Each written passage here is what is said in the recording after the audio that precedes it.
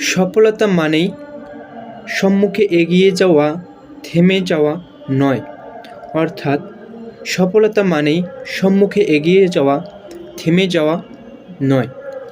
চিন্তার সাথে পরিকল্পনার সম্পর্ক নিবিড় না হলেও চিন্তার সুদীর্ঘ সূচিত কাজের ফলাফলকে নির্ধারণভাবে ক্ষতিগ্রস্ত করা।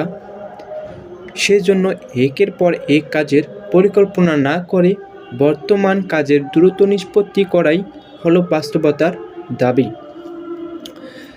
বিখ্যাত রুশ মনীষী, বিশ্বের অন্যতম শ্রেষ্ঠ লেখক ও মানবতাবাদী দার্শনিক কাউন্ট নিকোভেলিস লেভ টলস্টয় তার বিখ্যাত প্রবন্ধে অর্থাৎ দ্য থ্রি কোয়েশ্চেনস যে শিক্ষা দিয়েছে তা হলো আপনার হাতের বর্তমান কাজটি